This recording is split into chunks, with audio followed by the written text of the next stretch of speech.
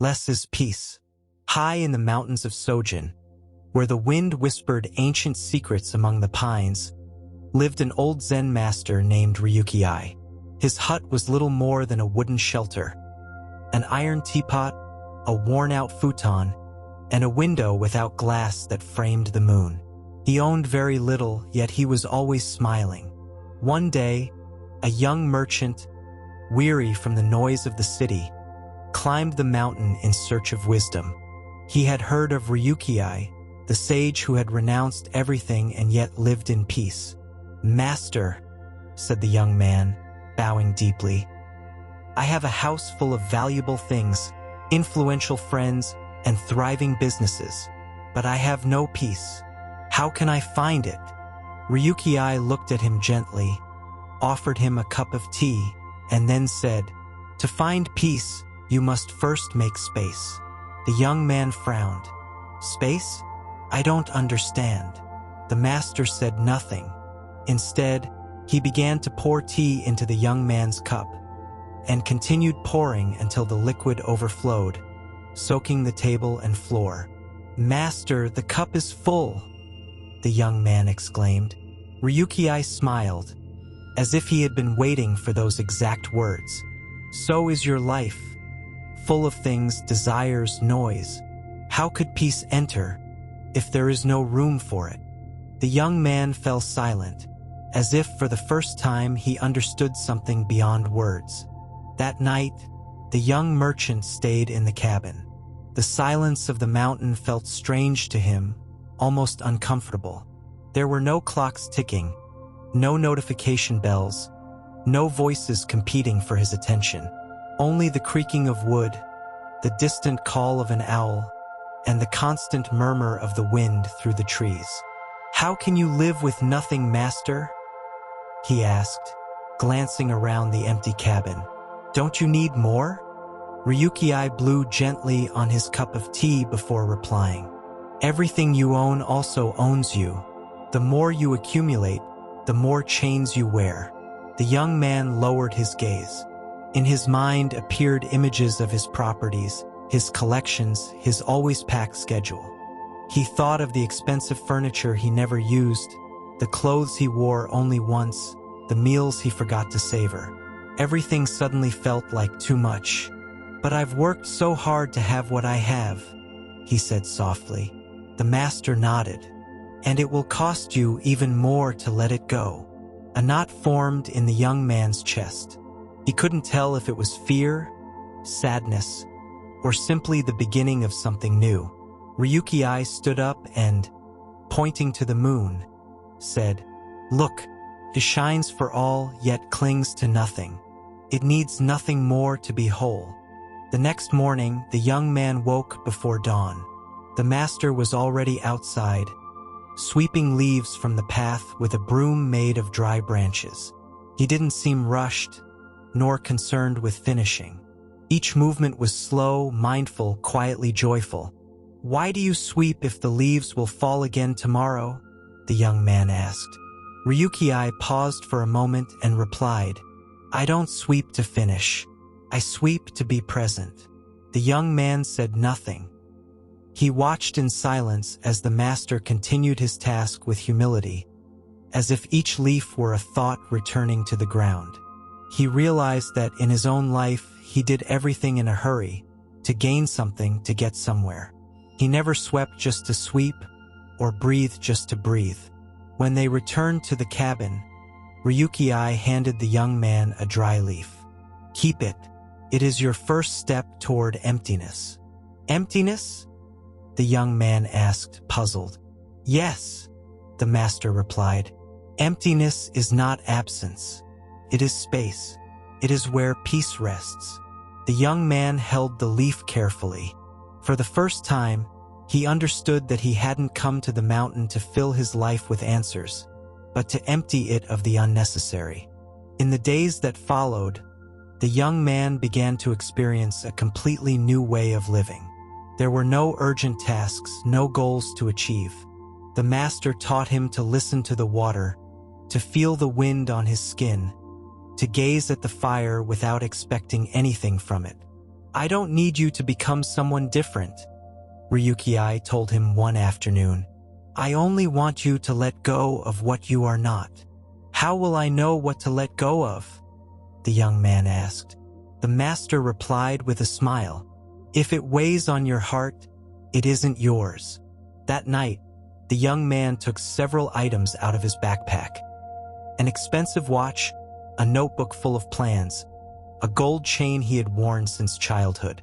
He looked at them one by one, as if saying goodbye to an identity that no longer belonged to him. Gently, he placed them on a stone by the path. Ryuki watched without judgment.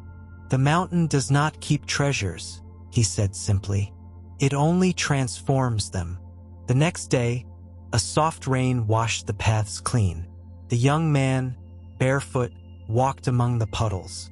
Something in him felt lighter, as if the silence were speaking, and for the first time he knew how to listen. One morning, while they shared warm rice by the fire, the young man said to the master, I never imagined peace could be so silent. Ryuki looked at him tenderly. Peace makes no noise because it has nothing to prove. The young man smiled. He realized that in the city, stillness was mistaken for boredom, and silence for emptiness. Here, however, each moment was full of life, even if nothing extraordinary happened. What if I go back?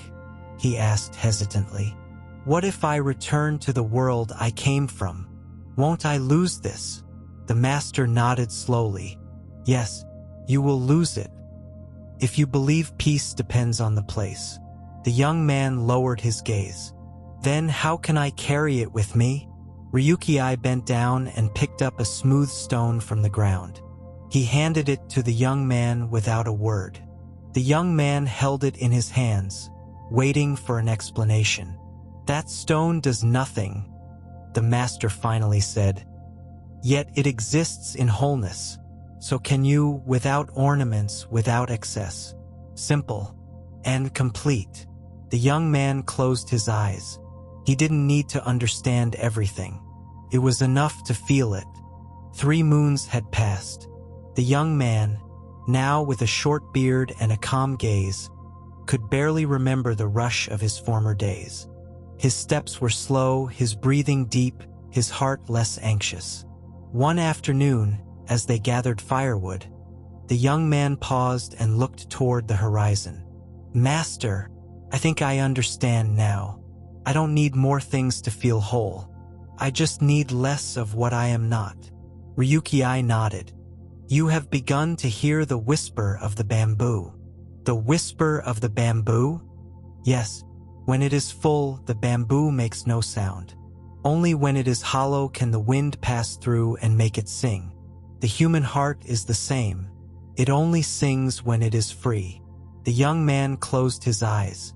Inside, something had aligned. It wasn't a clear answer, nor a certainty he could explain in words. It was more like a feeling of lightness, of inner space. That night, as the fire crackled quietly, Ryuki placed a cup in front of him. What do you see? An empty cup. Perfect, the master replied. Now you can fill it with what the soul truly needs. The day of departure arrived with the soft song of birds among the cedars. The young man, now dressed in simple clothes and with a calm gaze, bowed before the master. Thank you for emptying me, he said softly. Now I know I didn't come here to find something, but to let everything go. Ryuki looked at him with serene eyes. Remember, you don't need to carry the mountain within you, only the space it left behind. He handed him a small cloth pouch. Inside, a single pine seed. What does it mean? The young man asked. Nothing, the master replied with a faint smile.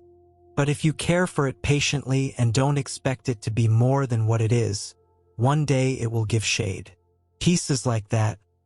It isn't forced, it is allowed. The young man tucked the seed away with respect, not as a talisman, but as a reminder of the invisible, of what is essential. He began the descent without haste, knowing that the world below had not changed, but he had. And with each step, a thought followed him like the wind's echo. The less I carry, the more I can breathe. Years later, in a quiet corner of the city, people spoke of a man who didn't sell anything, offer advice, or seek attention. He simply opened the gates to a small inner garden where pines, moss, and tea grew. The neighbors, curious, began to visit him, not because he invited them, but because in his presence, something within them became still. "What do you do here all day?" an old woman once asked him. The man, once that young traveler, replied with a calm smile, "I unlearn." The garden had no decorations, no marked paths, no statues, just space. And in that space, people began to remember something the noise of the world had made them forget, that you don't need much to feel at home.